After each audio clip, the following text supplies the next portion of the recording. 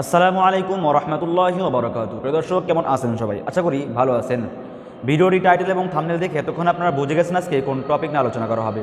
তো প্রিয় দর্শক, যদি আপনারা আমার এই চ্যানেলে নতুন হয়ে থাকেন তাহলে অবশ্যই আমার কে বাংলা টিভি চ্যানেলটি সাবস্ক্রাইব করে বেল আইকনটি প্রেস করে পাশেই থাকুন। চলুন দর্শক, আর বেশি কথা না বাড়িয়ে আমরা মূল ভিডিওতে চলে যাই। নির্বাচনে আল্লাহর রাস্তে ভয় পায়েন না, ভয় পায়েন না, কারণ জনগণ তো ভোট দিবে। জনগণের ভয় পান কেন? আমি এইটাই বুঝি না। আমরা তো বলি নাই বিএনপির ক্ষমতা দিয়ে দেন, দেশ চালাইতে পারতেছেন না, বিএনপির দিয়ে দেন। আমরা এইটা বলি নাই। জনগণ ভোট দিবে, সেটার মধ্যে হাসিনা ভয় পাইতো, যেহেতু হাসিনা এই দেশের জনগণের উপর তার আস্থা নাই, সেই কারণে সে ভয় পাইতো। তাহলে আপনাদের ভয় কিসের? আর আপনারা যদি এই কয় মাসে অন্যায় অত্যাচার না করে থাকেন তাহলে তো ভবিষ্যতে আপনাদের বিচারের মুখোমুখি হইতে হবে না। তাহলে আপনাদের ভয় কিসের? আচ্ছা বুঝি না, আপনাদের ভয়টা কিসের? দেশে ভয় পান, এটা দেশের মানুষ ঠিক করবে। যারা গণতন্ত্র চান না, একদলীয় শাসন চান, যারা গণতন্ত্র চান না, যারা বিজাতীয় শাসন চান, তারাই বিএনপিকে ভয় পান। বিএনপি জনগণের দল, বিএনপি জনগণের সাথে আছে। এই কারণে বিএনপি নেতা তারেক রহমান বলার সাহস রাখে যাদেরকে নিয়ে আন্দোলন করেছি তাদেরকে নিয়ে নির্বাচন করব, তাদেরকে নিয়ে এই সরকার গঠন করব, এটা সাহস থাকা লাগে। সেই কারণে আমরা কোন ক্ষুদ্র চিন্তায় বিশ্বাস করি না। দেশটাকে জাহান্নাম বানিয়ে দিচ্ছেন, দেশের সবকিছু ধ্বংস হয়ে গেছে। এই ধ্বংস স্তূপ থেকে এই দেশকে উদ্ধার করতে হলে জাতীয় ঐক্যের কোনো বিকল্প নাই। ঐক্য বিনষ্ট করবেন না, ঐক্য সবাই রাখেন। ঐক্য নষ্ট হয়েছিল বলেই ৭৫-এর পরে আবার আওয়ামী লীগ ক্ষমতায় আসতে পেরেছিল। না হলে এই দেশের জনগণ আওয়ামী লীগকে ভোট দিয়ে ক্ষমতায় আনে নাই। তাই ভাইয়ের আমার, ওই নির্বাচন দেরি করে আবার ওই আওয়ামী লীগকে আনার জন্য কোন ষড়যন্ত্র করেন না। ওই আধিপত্যবাদের শক্তির পক্ষের শক্তিকে ক্ষমতায় আনার জন্য কোন ষড়যন্ত্র লিপ্ত হয়েন না। আর ক্ষমতার লোভ যাতে না হয়, ক্ষমতার লোভে পড়েন না। লোভে মৃত্যু, পাপে মৃত্যু, লোভে মৃত্যু।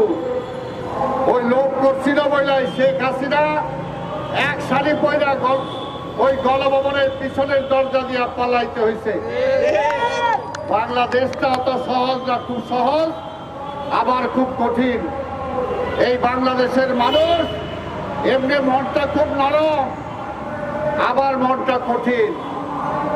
সেই কারণে এই সমস্ত মানুষকে নিয়ে হেলাফেলা করেন না।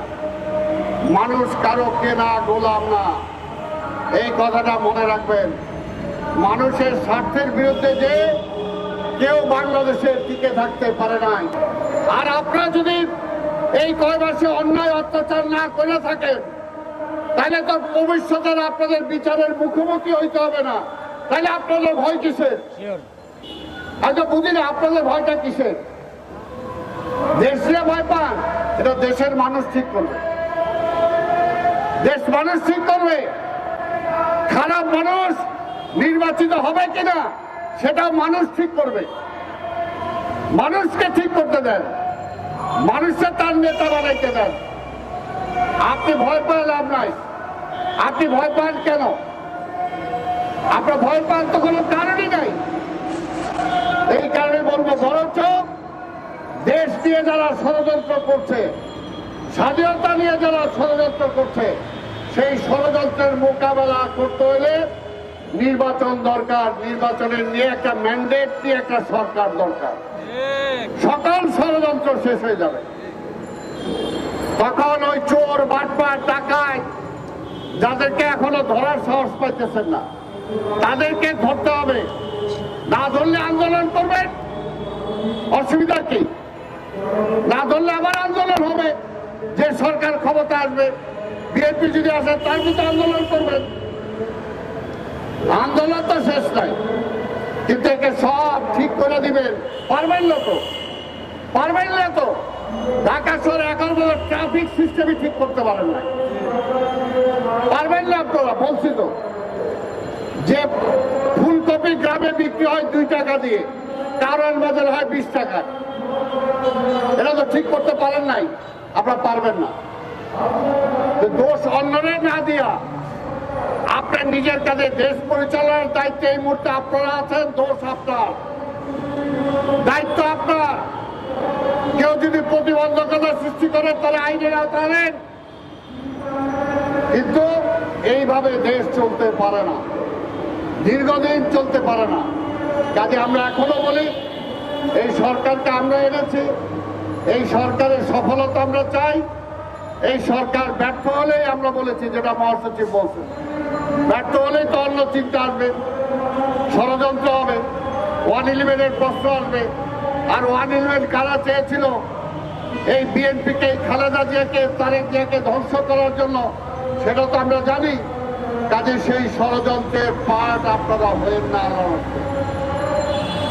ষড়যন্ত্রের অংশীদার আপনারা হয়েন না। আপনারা পরিচ্ছন্ন থাকেন, আপনার জনগণের অধিকার জনগণের হাতে ফিরিয়ে দেন। জনগণের ভোটের অধিকার ফিরে দেওয়ার জন্যই আপনাদেরকে ক্ষমতায় বসানো হয়েছে। আপনাদের অন্য কোনো কাজ নাই, ওইটাই মূল কাজ। অন্য কাজ তো ওইভাবে করতেও পারবেন না, আপনার সম্ভাবনা। ঢাকা সিটি কর্পোরেশন বলেন, কোনো কর্পোরেশন কোনোটাই চলছে না, নাই মেয়র নাই, কমিশনার নাই, কেউ কাজ করে না, কেউ মশা মারে না, কেউ ডেঙ্গু হইলেও দেখতে যায় না। কাজে এইভাবে তো চলে না দেশ, এটা তো সত্যি কথা। কাজে আবার ওই স্লোগান যাতে না আসে যে আওয়ামী লীগই তো ভালো ছিল, ওই স্লোগান তুলতে চান নাকি? আমরা ওই স্লোগান তুলতে দিতে চাই না। যারা চান তারাই এই ষড়যন্ত্র করতেছে। সময় দিলাম, আওয়ামী লীগরা একটু মাজা টাজা বাইন্দা একটু পরিষ্কার হয়ে আবার মাঠে আসুক। যদি ওইটার জন্য সময় দিতে চান তাহলে এটা কোনোভাবেই ঠিক হবে না, জাতি সেটা সহ্যও করবে না। পরাজিত ফ্যাসিবাদকে ফিরে আনার জন্য যদি রাস্তা পরিষ্কার করে চিন্তা কেউ করে, সেই চিন্তার সাথে আপনারা শরীক হয়েন না, আল্লাহর হস্তে। আমি আমার বক্তব্য দীর্ঘায়িত না করে একটা কথাই বলবো, হতাশ হওয়ার কিছু নাই। দীর্ঘ 17 বছর ধরে আমরা মাঠে আছি, তাই না? চুল কালো ছিল, দাড়ি কালো ছিল, সাদা হয়ে গেছে। কাজে ভয়ের কিছু নাই। এই দেশের জন্য যুদ্ধ করে দেশ স্বাধীন করছি, এখনো সেই একই স্লোগান দিতে হচ্ছে। কাজে বিএনপির নেতা কর্মীরা ভয় পায় না। বিএনপির নেতা কর্মীরা যে পর্যন্ত গণতন্ত্র প্রতিষ্ঠা না হবে, মানুষের ভোটের অধিকার ফিরে না পাবে, একটা নির্বাচন না হবে, সেই পর্যন্ত মাঠে আছে এবং প্রয়োজনে আবার ভোটের জন্য রাজপথে নেমে আন্দোলন করতে বাধ্য হব। আপনাদের সবাইকে ধন্যবাদ। খোদা হাফেজ।